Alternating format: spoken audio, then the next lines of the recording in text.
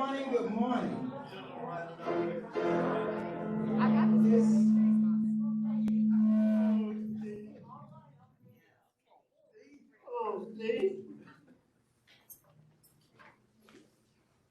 It is now 8:34, and I think we have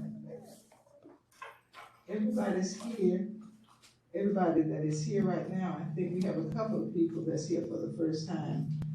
But I am Laura McCletty, one of the facilitators for the Tuesday Forum, and this is Mary Johnson. And we facilitate the Tuesday Morning Forum. And since most of you that are here are regulars, who do we have here for the first time? No one. Good.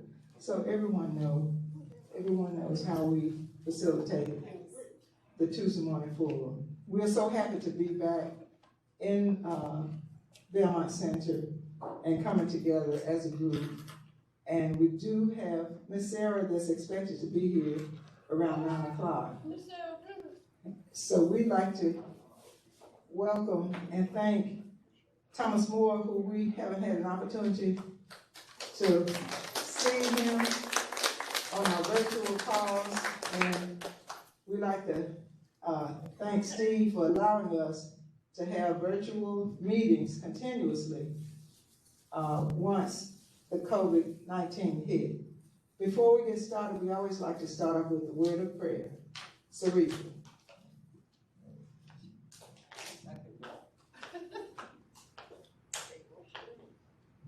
Good morning, everyone. Good morning. I know that we are a family, and I feel like we are a family this morning. Thank you guys for your help getting me off the floor. I had no idea that the chairs were rolling. I really appreciate your help. Know that. Bow your heads with me as we pray, please. Our Heavenly Father, we thank you this morning for the opportunity to meet again at the Belmont Center. We're thankful that so very small numbers of us in our circle is not with us this morning. We're thankful that we are still here and focused on delivering messages to our attendees. Bless our children everywhere. Bless us that we may remain dedicated to our focus. Bless the session today. Help us implement communities in schools for our CMS children. Bless our nation, bless our state, bless our county, bless our city and our neighborhoods.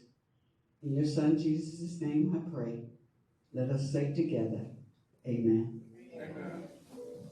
I think that you all can hear me, and we don't necessarily have to use the microphone. You all can hear me okay, right? Okay, we have a sound system here now that is working for us. And just as information, we have some of our other facilitators now. Most of you all know Nathalie McElroy. Nathalie is our timekeeper. And she will have a sign, a signal, and as if you remember the way it was done online, to let you know when your time is up for your questioning or answers. And we have Colleen Ivy, who is one of our facilitators, and of course Aretha Cheryl. And we also have Jackie Edwards Walton, who is one of our facilitators, and Winston Robinson. And of course, the technology that we have that's associated with Tuesday Morning Forum is done through Steve Johnson. So this is the team that keeps it going and try to stay on track with everything. We are very pleased to have our speaker this morning, Shamaiye Haynes, who is with the think tank, community think tank, that will be presenting along with her staff that is with us. And we are very pleased to have them as we convene in this center. And we're very grateful for Terry Bradley and the staff here at the center for allowing us to come, and we have come in prior to today to prepare for all of the new technology they're sharing with us and allowing us to continue to meet here. Apologies to Sarita, she was not aware of the rolling chairs that we have here now, so we ask you to be careful because we have rolling tables and chairs, and we have to be careful about that. So, without any further ado, if Shamaiye and your staff, if you come up and you can introduce yourselves and talk to us about the community learning centers and the community think tank. Thank you very much. Let's move on.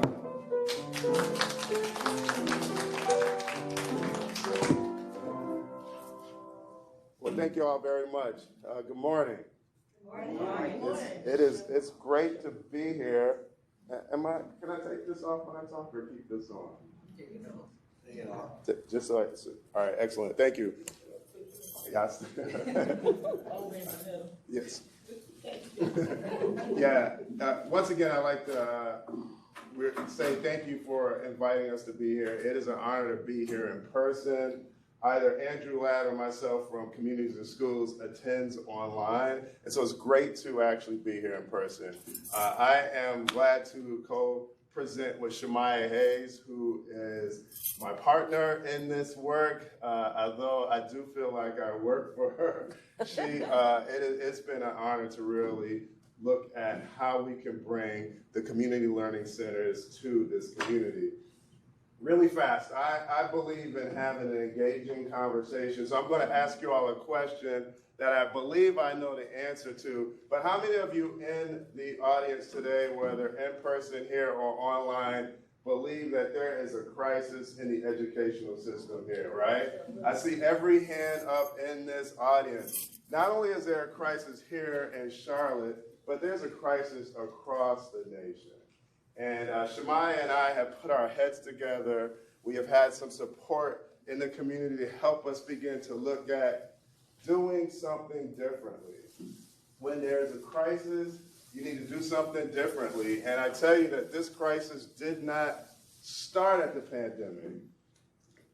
It was exacerbated by the pandemic. And so today we're extremely excited to talk to you about the Community Learning Center model that comes out of the community schools framework. Next slide.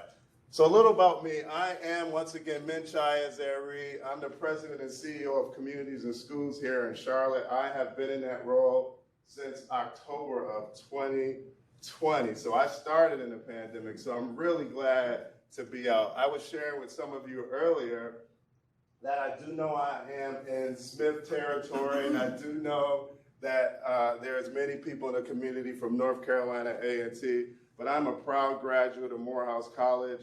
My children were students here in Charlotte-Mecklenburg schools. They also went to Central Piedmont.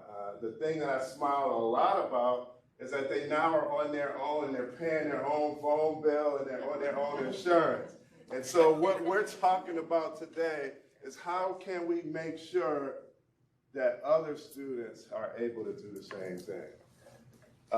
At Communities and Schools, really fast, we are in 54 schools in this community. We're in half of the Title I schools. We provide case management service for a little over 6,000 students, and we provide whole school supports for over 20,000. And our goal is to look at how can we expand our mission, expand our reach, expand our efficacy through looking at the research and work that Shamaiye and her team has done.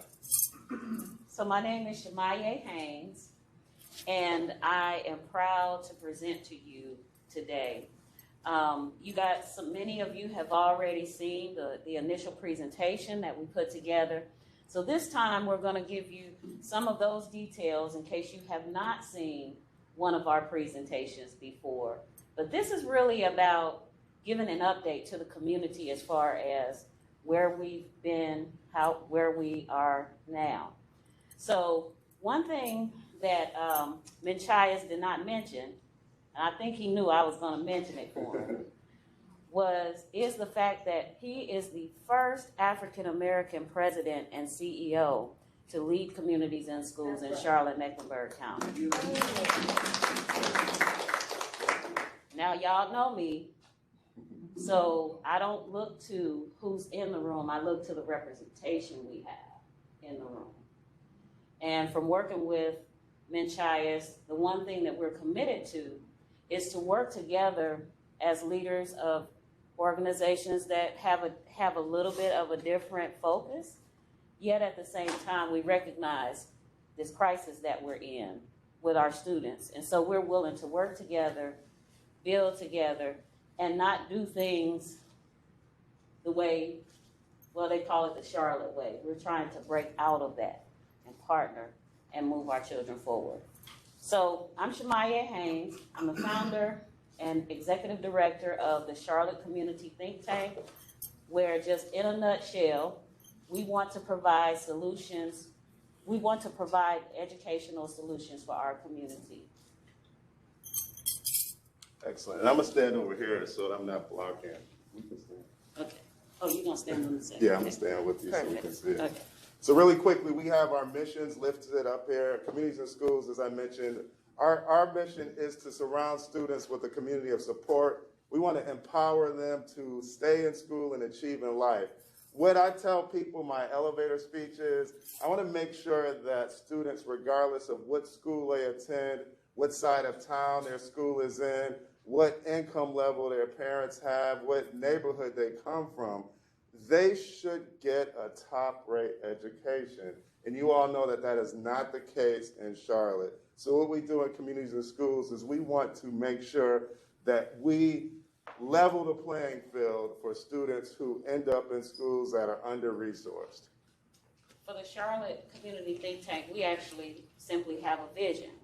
And our vision is to become a valued community resource for innovation and education solutions.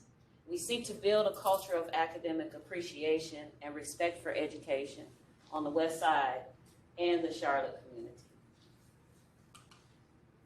What I want to do is, before we move into the nuts and bolts of the model or the community learning centers, I want to share with you a video that can sort of explain in 6 minutes what it might take me and Men Tchaas about 15 minutes to explain. So I hope you enjoy this video.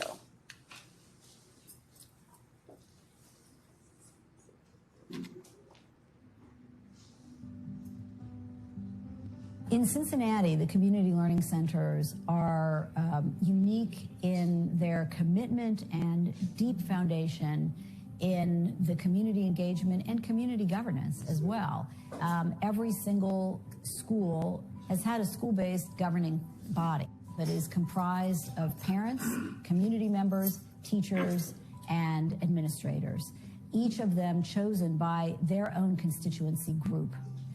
And ultimately, the engagement of hundreds of people in the community pours into that local school decision-making committee.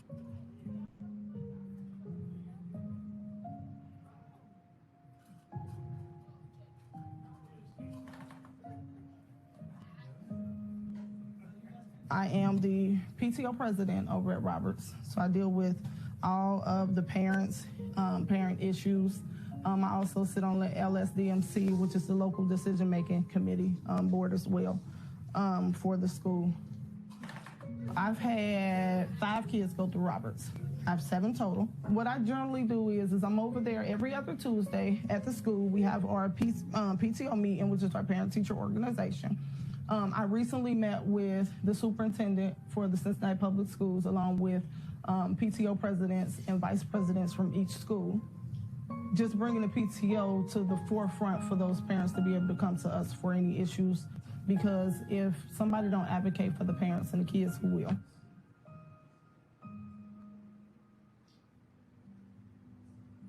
Oh, you've already found some toys to play. All right. So with this activity, everybody can go ahead with their children and pour the sand into your buckets here. There's different ways we can use questioning techniques, and there are 2 different types of questions we're going to talk about today. Learning Together was born, and the parents said, we want something to do with our children. And so we brought this model in, and it's really about, our work is focused on the family and how we support the families as a child's first teacher, because that's where they're spending all their time, is at home. And so when they're at home with their children, these are things they can do with things within their home to help support children in their learning. En el caso de Jonathan, por ejemplo, le estaba poniendo la mano y tratando de agarrar la arena, ¿verdad? Y como que se sintió funny y sacó la mano. So, empezó a tirar con la llave, ¿verdad? My name is Bill Burwinkle, and I'm a born and raised Cincinnatian. And I was born in Loveland, Ohio, and and that's on the east side of Cincinnati. And unlike most people, I came west. And after I came out of the service, I ended up living in Price Hill. And I've been in Price Hill for 45 years now. I started my business in my basement, and that was up in East Price Hill, not more than a half mile as a crow flies, up on top of the hill. And as my company grew, I needed more space, and I decided that I wanted to make a commitment back to the community where I got my start at. I'm now chairman of the board, so I only stop in for visits. I pick up the bank deposits, the most important thing to do, and I go to the bank, and my office is now upstairs behind the lunchroom. Let's just talk about Oiler School and get involved there, because as the principal asked me to get involved, I did commit some of my own time. The school has a thing called an LSDMC, Local School Decision Making Committee. And what that committee does, because I asked, well, what do we do? Is this some rubber stamp thing? Or are we actually going to do something? And they said, well, you're responsible for making sure the school delivers to the community what the community wants. So I went to a community council and asked what they wanted. They said, we want our high school back. A little background, Oiler used to be a pre-K through 12th grade high school. It was one of the first industrial high schools in the whole state of Ohio. It had woodworking, it had metal shop, it had home ec, it had all those things. When I came to Oiler, half the building was vacant. It was pre-K through 8th grade. So back to the community council meeting, I said, well, that shouldn't be difficult. They said, we've been asking forever. It's never going to happen. It took us over a year, and we had to go in front of the school board, make presentations. We had to go out in the community and do surveys and count kids on how many kids would come to high school. And the last vote of the year, it got passed. That group is responsible on an ongoing basis, first of all, for confirming the vision that has come out of these planning processes, for identifying the priorities that we need to be able to achieve the vision, and then also selecting who will the partner be.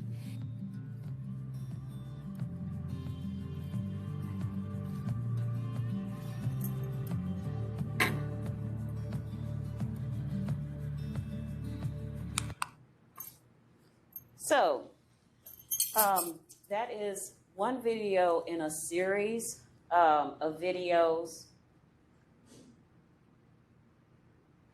That is one video in a series of videos, and when we send out this presentation, you'll get links to all 6 of the videos that sort of explain different aspects of the community learning centers. Just to give a little bit of background, which I probably should have did before we started the video, this particular school is in a very impoverished community. And what happened was when they closed their high school, then the kids in the community simply stopped going to school because it's an urban Appalachian center. And so they didn't want to go out to all of these different neighborhoods and attend all these different schools. So they had a dropout rate of over 50%. So literally they would get to high school like, I'm not going to another community, I'd rather just not go to school. So once they got their high school back, it took them a minute to get their overall graduation rate up. But during the pandemic, their graduation rate was around 82%. And now they've reported upwards of 92%. graduation rates. And also and upwards of test scores and those things too. But that's the significance of that story. Excellent. So one of the things that you heard highlighted in the video was the importance of getting the community's voice in as part of the decision making. And we really wanted to put a slide up to show the work that other organizations have done, but to differentiate how what they provided is different from the Community Learning Center model. So you see here the Comer Development Program, Renaissance West, Communities and Schools, which I represent, Project Lift, and Beacon Schools. Each of them have done work in this community. But as we started out today, we need to do something differently. And that's what the Community Schools model, that is what the Community Learning Center will do.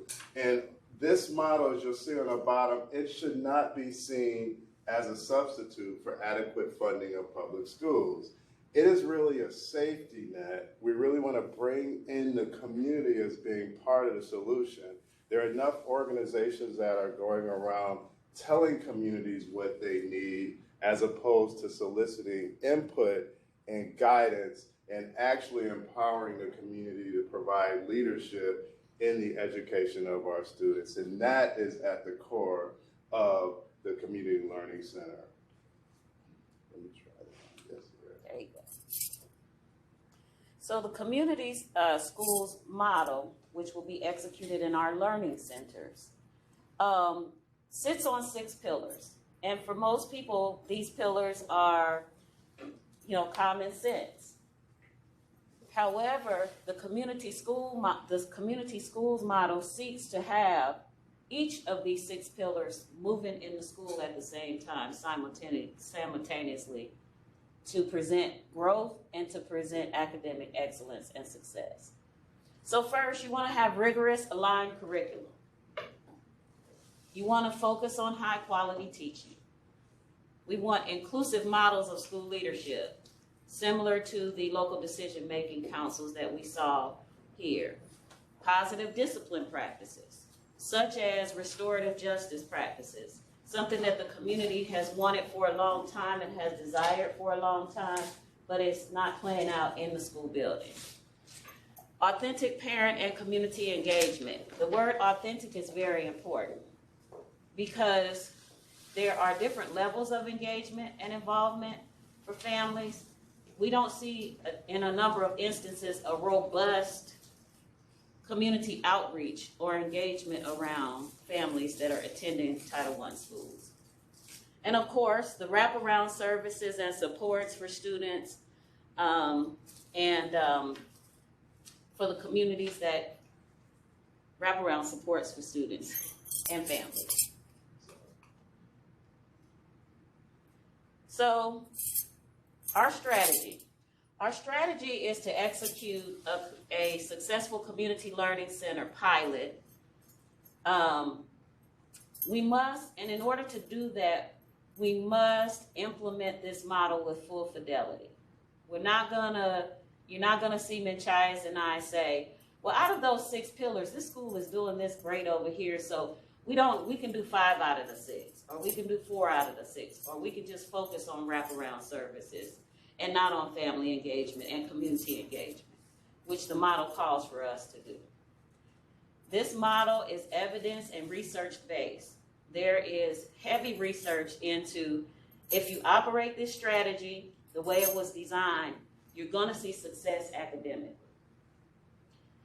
The work will be guided by both Men Tchaas and I, yet at the same time, the community will be at the forefront.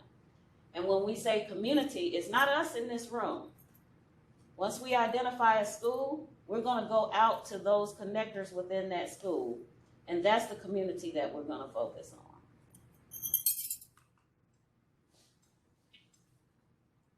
So I want to talk really briefly about the 7 guiding principles, and this will guide our approach. This is the evidence-based approach that Shamaiye mentioned, and it is what makes this system work regardless of communities. One thing I want to make sure that we highlight, we saw Cincinnati on the video, and they've had great successes. And this community school model and the community learning centers have thrived in other parts of the country. But what makes it successful is it has to match the needs of the community. So we can't do exactly what was done in Cincinnati here because Mecklenburg is different. Mecklenburg is not Atlanta, it's not Los Angeles, it's Mecklenburg. We have our own challenges and we have our own resources and other assets that will make this successful. So what we will be following are the 7 guiding principles. And the first principle, as you can see, is pursue equity. I started out earlier talking about that our mission is to make sure that students, regardless of where they're placed, that they're able to thrive and have the resources that they need to be successful. So at the core of this is we want to make sure that all students have equity in their educational access. The second thing is that we want to invest in a whole child approach to education. You can't just sit a child in a classroom and try to talk to them about algebra and not be concerned about issues that they're having at home, about health issues. We have to provide support and invest in the whole child. The third principle is really we want to build on the community's strengths. Like I said earlier, this isn't Cincinnati, this isn't Atlanta, this isn't Raleigh. Charlotte has its own unique strengths, and we need to make sure that we build on those strengths to make sure that the Community Learning Center can thrive. Number 4 is extremely important. We want to use data and community wisdom, right? We came here, there's a lot of community wisdom in this place to guide the partnerships, the programming, and every step of the way to ensure that this pilot will be successful. Principle number 5, we want to be committed to the interdependence and shared accountability. So what that means is you aren't just going to see Shamaiye and myself here as we're trying to kick this off. You're going to see us coming back and giving you updates, tell you where we're succeeding, tell you where we're failing, telling you where we need your help because it requires shared interdependence and accountability. We need to invest in building trusting relationships. And the last guiding principle is we really want to foster a learning organization. Now, a lot of times people say, okay, communities in schools, community learning centers. When I hear a community learning center, and when I started doing the research and I heard Shamaiye say it, how many people think that our community could benefit from a school being open after hours, in the evenings? Students need help with their homework, and the parents like, I've been at work all day. Let's go to the school because the teacher's going to be there to help. That is the difference in this model, and that's the kind of difference that we're looking at bringing to this community. So, what I've heard from members of our community is, you know, Shamaiye, that sounds good, but I don't know, how are we going to do all of that? We've fallen so far into the hole. How do we get ourselves out of it? And so what I wanted to illustrate here, and this came from Austin Public Schools, so everything here won't match up completely, but it's a good illustration in terms of what the process is and what we're hoping for. So down here at this box where it might be a little small in print, how long does a community school take? How long does a community school take to plan? 6 to 9 months. That's one school year. That's no time considering what we're actually up against. What we want to focus on is the conditions for learning. We have 5 things there, but I know Ms. Sarah Stevenson is going to be here soon, so I'm not going to drift through this. At the heart of what makes this model work in the community learning centers is having what we call a community school coordinator or director or representative or somebody who fits within this category. That person is the person who is in the school working directly with the leadership who is accountable to the community and what they've already said they wanted. She's responsible for assessing what the community's needs are from either a decision-making council, leadership team, whatever mechanism the system already has in place. But she is the person who doesn't go out here and say, this is what Shamaiye and Men Tchaas wants, or Miss McLetty, or Miss Saritha, Mama Saritha. This is what the community has said they desire. How many times have I called a school to ask them about what support services they have?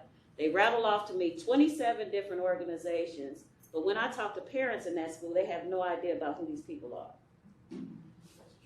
We want to eliminate that process by having the parents say, I know a counselor, I see a counselor around the corner from my house. This is who I think will service our kids.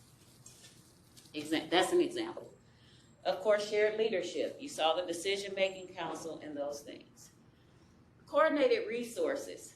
This may seem very common sense, but I can tell you that right now, if there are 27 different organizations operating out of a school now, without someone coordinating those services, it can be a lot of bodies just roaming around, duplicating services, and not really fulfilling the needs of children. So, here's our exploration strategy. And we want to highlight one thing here, that Men Tchaas and I successfully received an exploration grant from the Belk Foundation. So we have funding to support this work. And so with that funding, this is our exploration strategy. One is we need to identify a school, okay? Now, identifying a school is going to be our biggest effort, one of our biggest efforts. And it's also going to be an effort that we focus heavily on because we want to make sure, just like Men Tchaas and I came into partnership and we were very intentional about that.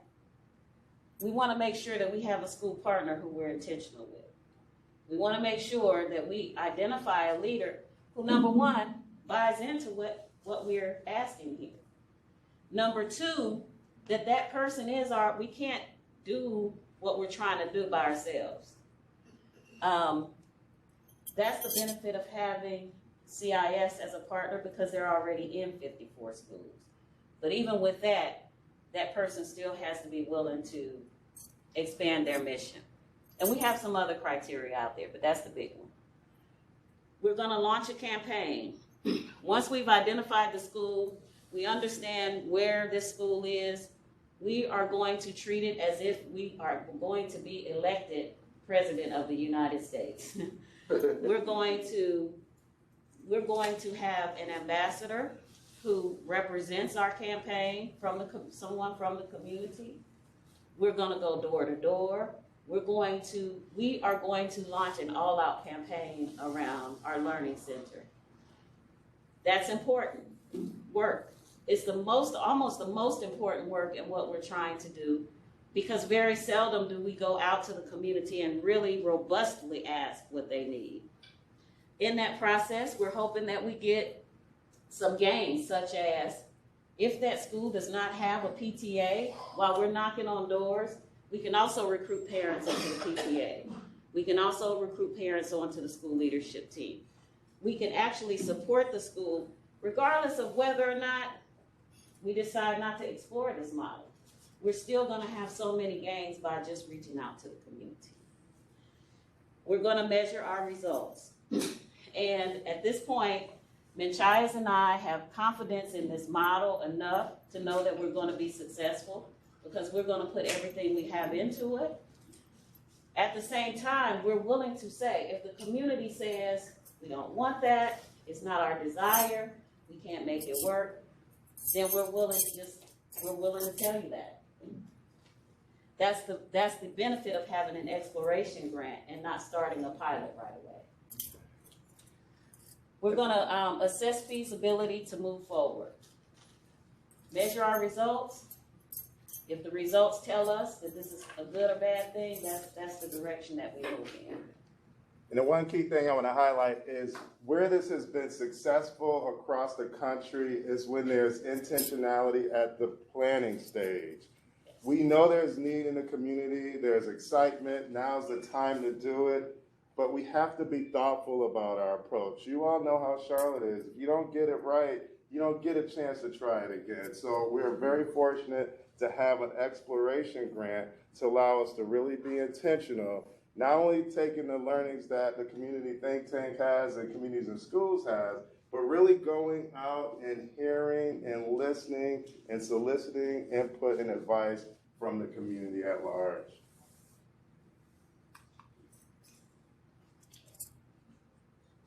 Questions?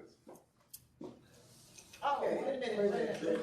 Uh-oh. We do have a process for questions. Oh, sure. Oh, I'm sorry, Mrs. Glady, I didn't realize that. We're turning it back over to our facilitators. Thank you. I would like to, Nathalie is our timekeeper. Oh, there she's in the back. She's our timekeeper. And we ask that you, I'm looking at the time, and I know that we are going to have announcements at 9:45. So I would like for you to take maybe 30 seconds to ask your questions without a lot of commentary, and you all can answer maybe in 1 or 2 minutes. Okay? Yeah. Okay. Okay, we have, okay, let me just, I have Tommy, I have Ken, I have Winston, I got you right there. Okay. Yeah, private community school doesn't have anything about entrepreneurship because I'm 75 years old, and one thing I learned about us is that we don't have entrepreneurs, enough of them. You know, I remember when I was a kid, I was hired because a black man had 25 acres down on York Road, and he was a farmer. He would come here and sell his produce and stuff. So why can't you concentrate more on entrepreneurship? Because this is a capitalist society. Oh, no, I think that's a great question, and I appreciate you for lifting it up. What this model will do is it will build on the strengths and programming that are already in the schools and just continue to add to it and make sure that it's a complete ecosystem for everything that's needed. It was mentioned that we're looking at schools where communities and schools currently is, and one of our top pillars or area of focus that we're doing now is career and college readiness. And under the career aspect of that, there's entrepreneurship. I will tell you, 3 weeks ago, we went to West Charlotte and we had a seminar where students were learning about, students in the culinary class were learning how to take their culinary schools and transition that into an employment opportunity for themselves. We had vendors who owned food trucks. We had individuals who owned restaurants. They're talking to the students and helping them learn about entrepreneurship. So what this model will do is it will allow us to amplify that and do that at a larger scale, not just for people on a caseload, but for the entire school. Ken? I'm getting up a little slower and slower. That's all right. Still keep getting it out. You got 2 minutes. For background, I'm a journalist. And I've been in this community since 1969 as a journalist for the most part. And my question to you is, being a journalist and having seen a whole lot of the stuff that you just presented, I've got a litany of questions that I'm not going to be able to ask you now, so we'll do it later. Mm-hmm. But my question to you is, out of all of this stuff, and then I see Colleen is sitting over there, power engagement and so forth. Are y'all serious? Are we serious? I'm going to have you elaborate on that. What is serious? All politics is local. And there's a heck of a lot of politics involved in everything you just went through. And to a large degree, a lot of this stuff is the same old stuff warmed over. And don't take my word for it. Talk to Arthur Griffin, because he's an expert on information and history and background and effectiveness. He's research oriented. And I strongly suggest that you guys get to know very comfortably about Arthur Griffin and use him as a resource, because otherwise, been there, done that. So actually, I do know Arthur Griffin very well. Arthur and I talk on a regular basis. When he, as he was running for county commission, I hadn't spoken with him that much lately. But Arthur, if you'll remember, the Faith Alliance had a symposium or summit down here at the county. Remember that? Were you there? Dr. Jerry Weiss stood up, and he could speak to the community schools model. And he didn't talk about it in a political way. What he said was, I have experienced where this model has been in place, and it will give you success. But you have to operate with full fidelity. I'm not a political person. And no, I stay in my lane. I leave that to Arthur. I leave that to the elected officials. The reason why I can sit here with confidence and talk about this model is because I had kids in Project Live. That's where I started. Back in 2016, I was that angry parent who did not understand the education system. Now I feel like I do. And I'm coming here today because I don't want to be that angry parent who's always talking stuff about the school system.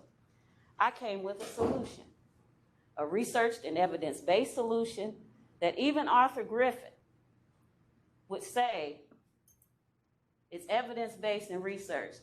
And the gentleman, Jerry Weiss, who him and his team brought here to tell us about what works, also solidified that for us.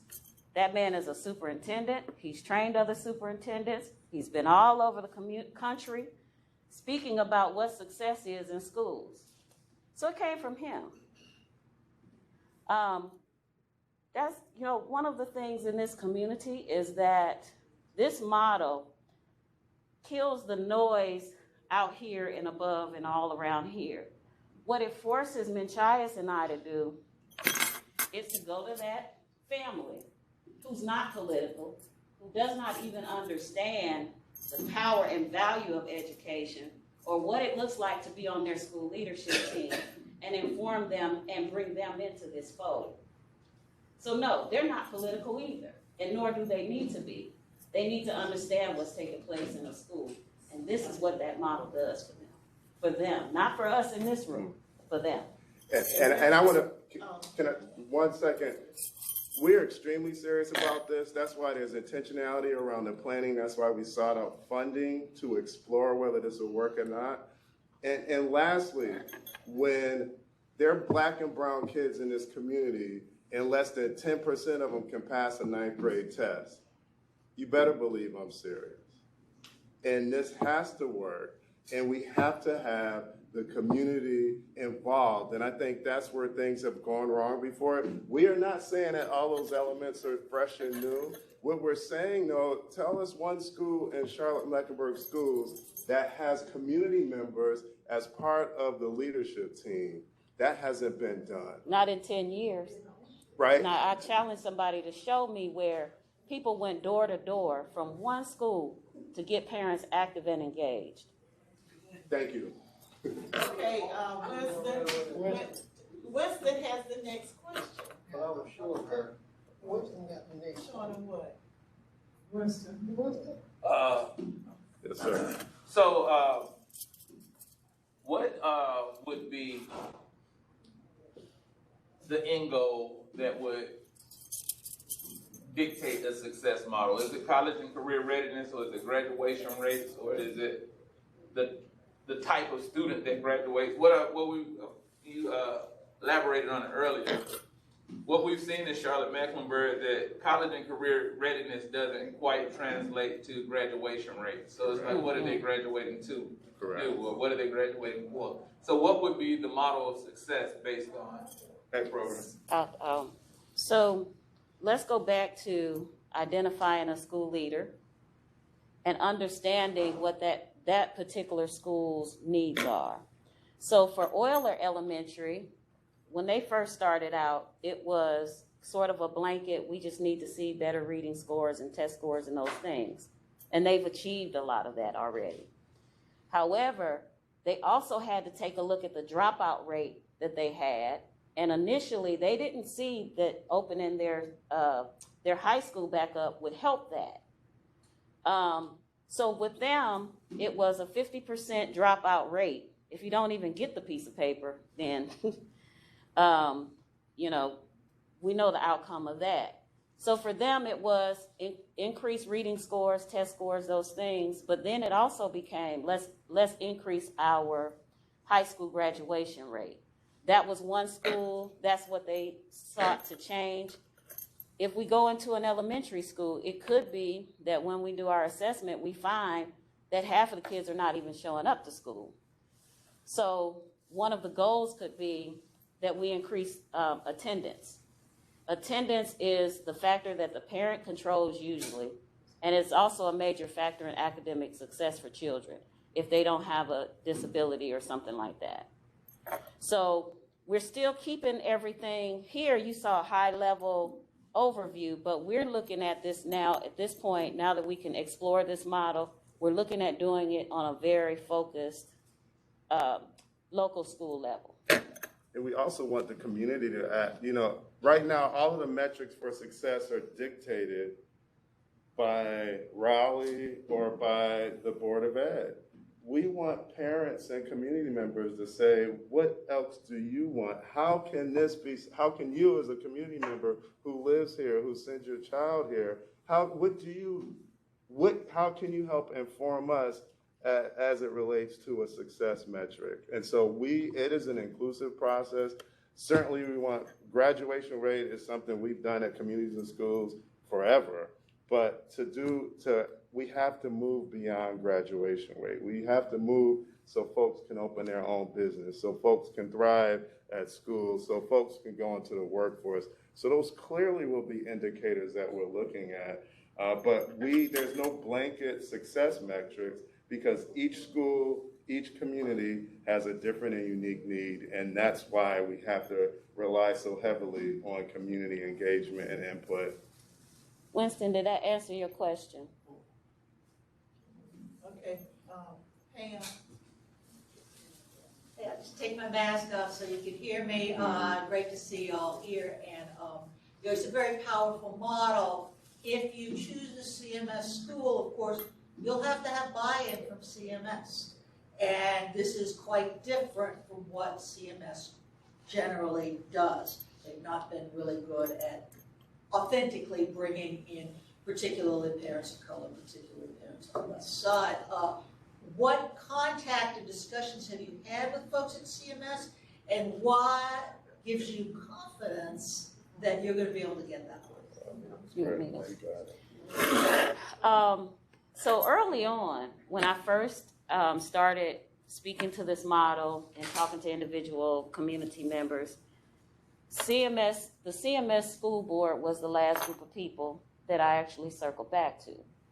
And the reason why is because I wanted to make sure that enough members in our community in the first place felt that it was a good idea to pursue. In the midst of that, I got phone calls from board members saying, Shamaiye, what are you out here doing now? You know? And as a result of that, we have a school board champion who has agreed to publicly champion our cause. We've got a second school board member who has signed on as a champion, and we've got a few more that see this model as a good solution. Now, understanding how CMS works just a little bit, the approach that we're taking is we have our confidence in the community. It takes, in other words, if I'm coming up to CMS, talking to them at a board meeting, oh, that's just Shamaiye. This is what she does. She's a great advocate. Now let's send her home and whatever. But once we start to mobilize this community and they say they want this model, then it'll be once it really comes down to it, it'll be much harder for them to say no. That's number one. Number two, we are in the process of having policy drafted to support this model.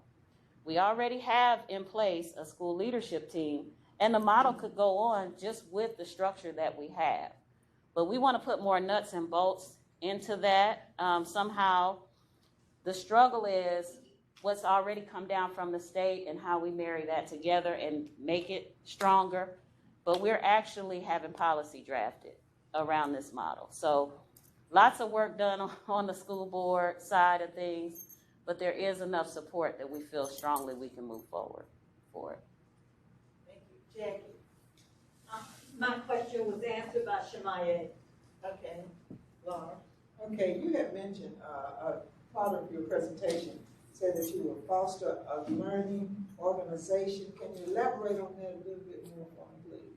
Yes. How are you going to be able to do that? What this model seeks to do is to sort of, when you speak to principals in Title I schools that obviously have some challenges, what they will say is, these kids are coming to school hungry. They're barely showing up to school. All of the things that we've heard.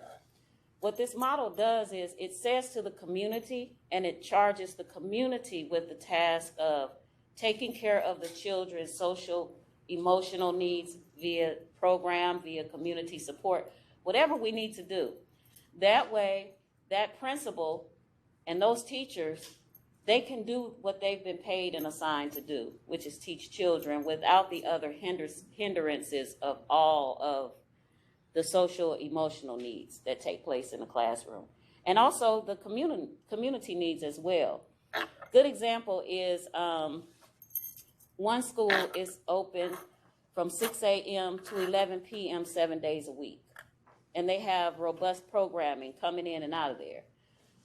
The reason they do that is to provide extra activities, extra academic activities to the kids, cultural enrichment, and all of those things. But during the school day, the teacher and the principal can focus on academics.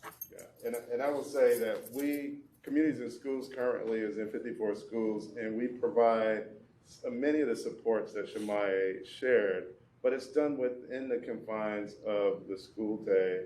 Additionally, we have found the need has exploded since the pandemic, and by marrying what we do to this Community Learning Center, we're able to influence and help more students in the community at large in a way we haven't been able to do in the past. Okay, we have several people who have a second question, but I need to get the people with the first questions first. So Carlenia is next. Thank you.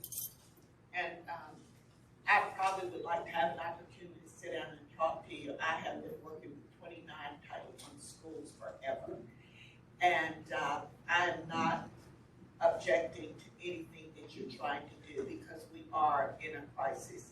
And I do want to, anything that is going to work that's going to enhance our kids' education and engage more parents, then I'm in favor of. Oh, we love that. But as far as doing this, I have been doing it. I have been. One of the things I do want in your presentation, when you talk about helping parents, I go back to what Pam said. This is very good that you, because I see this young lady in schools and trying to do what she's doing, and sometimes it works and sometimes to no avail because people are not listening. But if you have just you two involved or your two organizations, because I'm with a department called Family Engagement. And there's also Title I, and they have a family engagement. To get everybody come together and try to work as a team and not in isolation, because one of the things you said, Shamaiye, was, getting the PTO. I'm going around telling schools, you don't have to have a PTA, and you don't. Not to even have your school leadership. What you need is a body of parents who come together, whether it's school of excellence like your program you've had.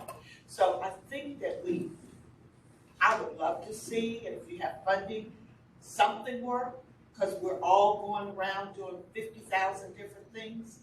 but I'd like to see us all work as one. I'm getting ready to do a 3-day workshop, but ours is on basically the same thing you're doing. I'm sure with us not working together, we're going to be in the schools doing one thing. You're in there trying to do another thing. Which school do you go in? You go in my school, I'm doing this, and you doing that. So we've got to come together. Okay. You're absolutely right. And I just want to say thank you for all the work that you've been doing as it relates to the Title I schools, because it's important work and we need as many people as we can trying to move the needle. What you said is absolutely true.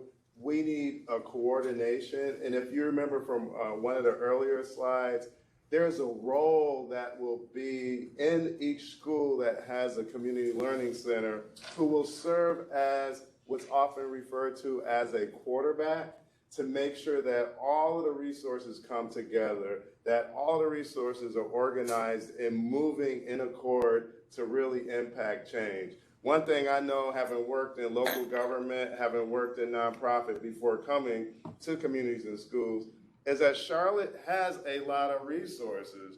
They just aren't coordinated. And resources that are not coordinated might as well not exist. So part of what we're looking at doing in this model is coordinating resources, but coordinating the right resources for that specific school and that specific need and that specific community, so that all of the children are able to excel in this particular model. So we definitely welcome an opportunity to talk, and we'll get with you to compare calendars.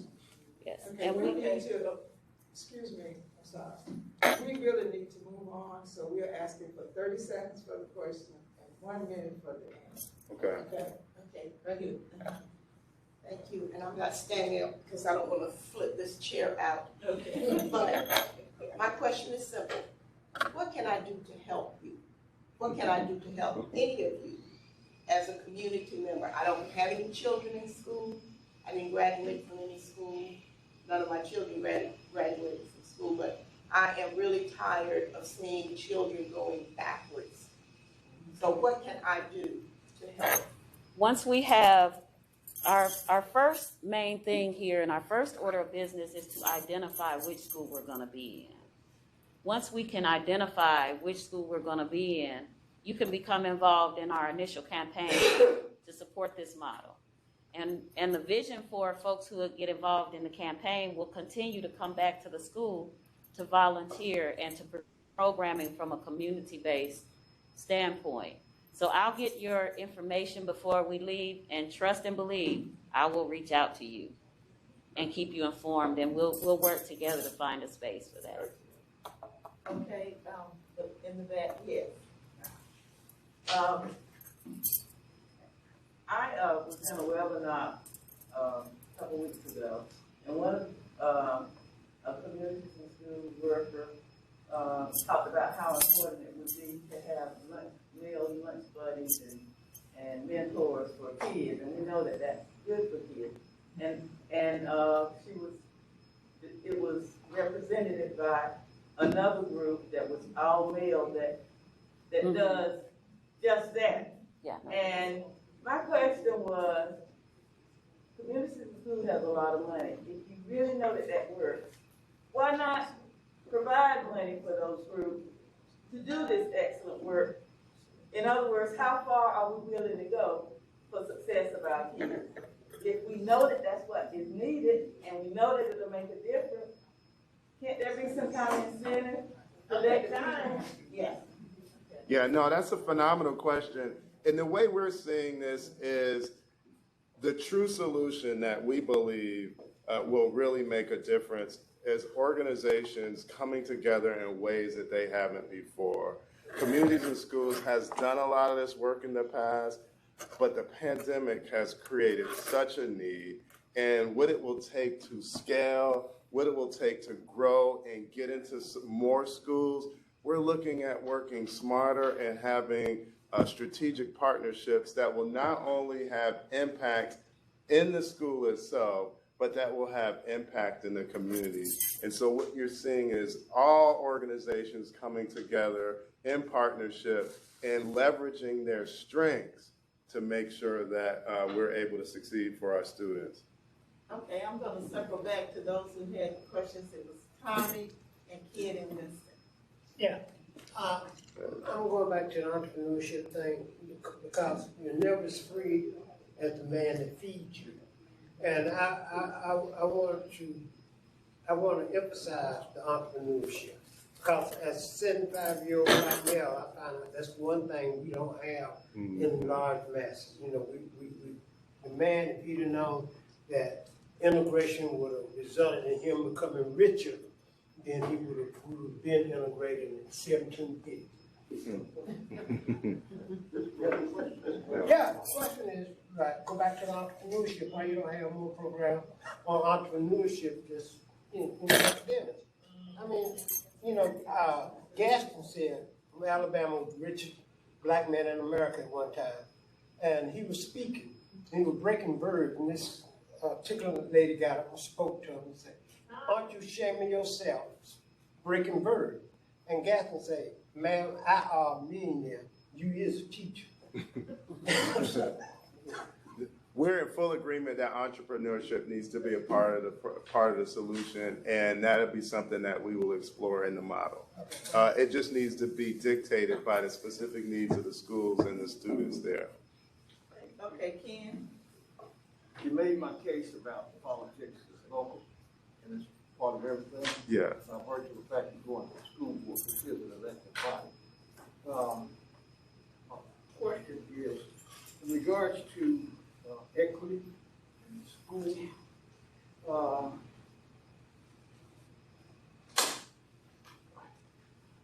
so much got it.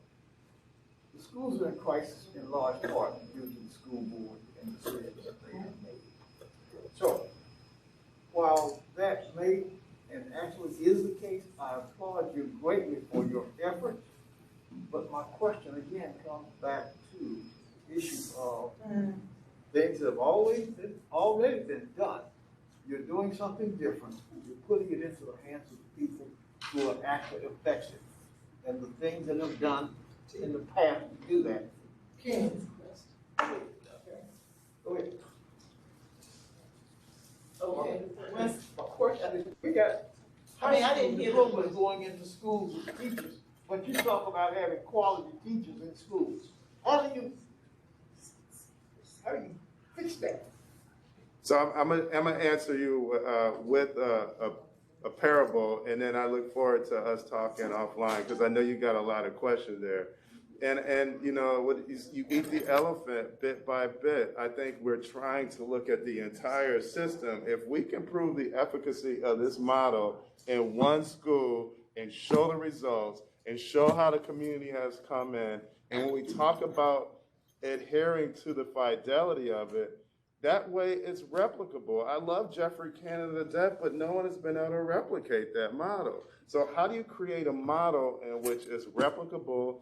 We prove that it's successful. We prove that the students and the family are involved. We get CMS's support, and then the model speaks for itself.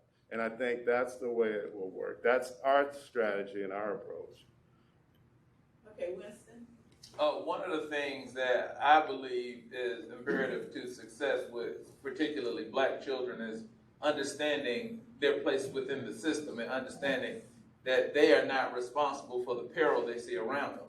However, teaching that history based around these strangleholds of curriculum given in Raleigh, how do you teach these kids that they are not at fault and they can thrive, and this is the reason that they've been reduced to such an atmosphere?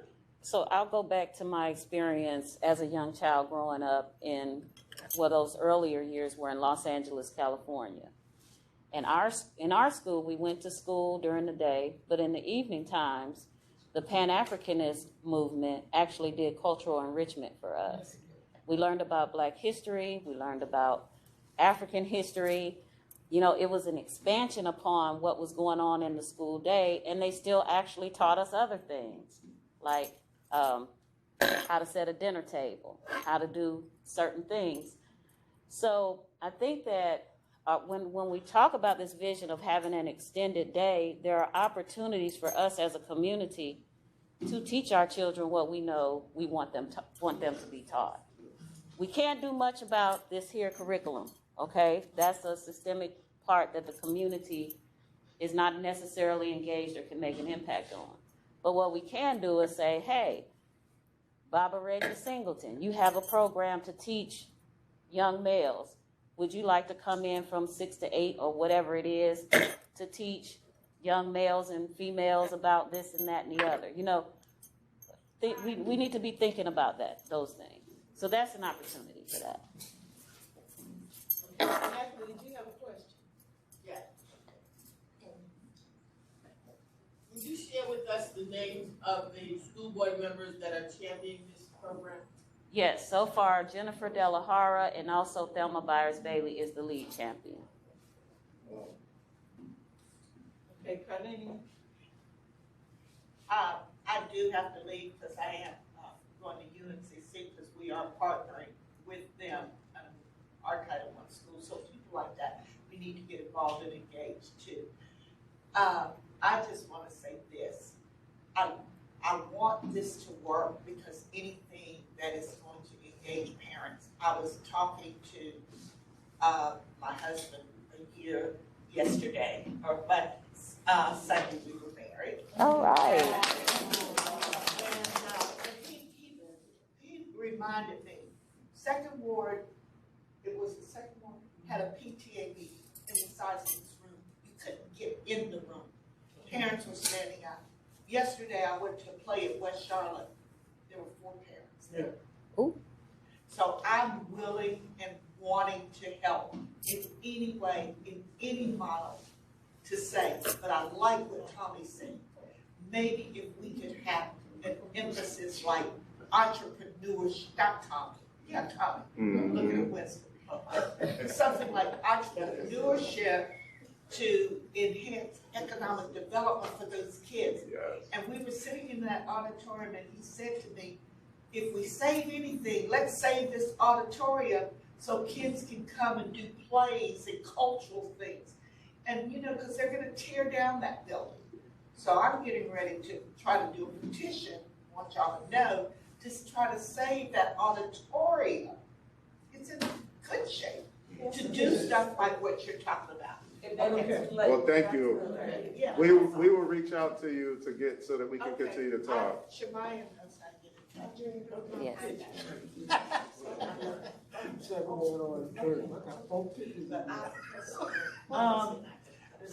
I wanted to say this. I've been reading a lot about building wealth. Been reading a lot about building wealth in the African American community, and the way to build wealth in the African American community is through entrepreneurship and home ownership.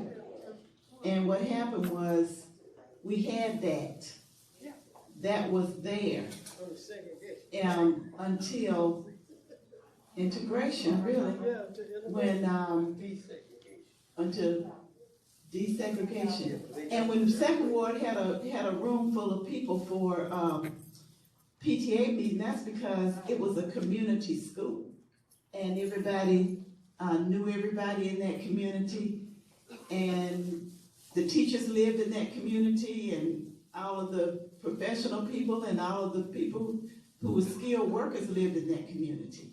And so they already bought into it. And you had all types of entrepreneurs. So we've got to get back to this entrepreneurship. And I know that doesn't have anything to do with what you're doing, except you're on the ground level trying to get these kids. And I like the idea of having those soft skills taught, even after school. So that's all I had to say about it. But we had, yes. I just want to, a lot of kids don't envision going to college and have no idea of what they want to do for a career. And in essence, decide, well, why am I in school? And for that reason, they drop out. So what are you going to do for those kids who Because so much emphasis is put on college and careers and all, and they don't even see themselves fitting in that. Yeah, no, that's a great. I can tell you what we do in communities and schools right now. Every high schooler has a plan for what they will do after they come out of school. And that plan is based upon communication, looking at what is it that they desire to do. And then once that plan is developed, we help guide them. Some folks want to go to school. Some folks want to get a trade. Some want to go directly into the job market. And what we do is the key thing is to make sure that we have a plan, and then we help them work towards that plan. And what this model will do is it will allow us to expand all these types of interventions and programming to this community learning center model. But we do realize, I mean, there's children right now, they want to be social media influencers, right? And so we talk to them about the pros and cons of that. That's a very short-lived career. Some of them want to start their own businesses, and we're looking at finding scholarships, not just to help you go to college, but scholarships to help you start your own business. You know, the kids that are coming out of high school now, the ones that don't have anything to do, those used to be our carpenters, our brick masons. That's what they used to do. And now, because there's no emphasis on those things, that they just come out with nothing. So that's really sad. I just want to say that you're talking about collaborating with CMS, and that we talk about doing things, but we don't actually do these things.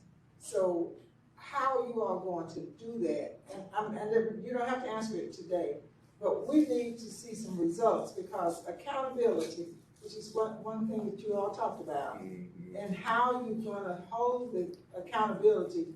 When you're here with communities and schools, and Carlina just left with Charlotte-Mecklenburg schools, and you all are not collaborating right now, but you say in 6 months to measure the success of it. 6 months from now, can we call you back to Tuesday Morning Forum? Absolutely, You all will share with us the successes that you've had in at least collaborating with the schools? Oh, yes. Yes. And I will tell you, CMS is huge. And so we collaborate with different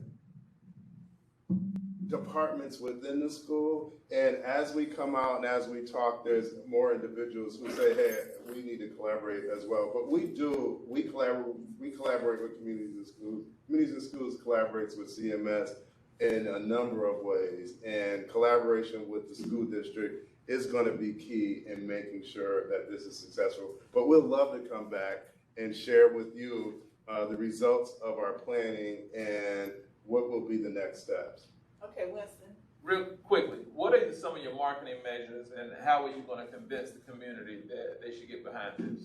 So that's where our campaign kicks in, where our candidate is this model.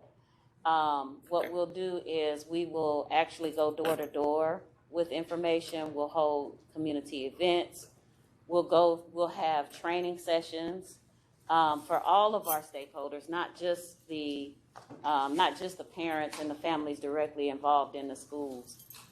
So basically, it's a campaign just like you would get a mailer from whomever. In a campaign, we'll do things like that. We'll go out, go door to door, we'll hold training sessions, those things, just like a regular campaign.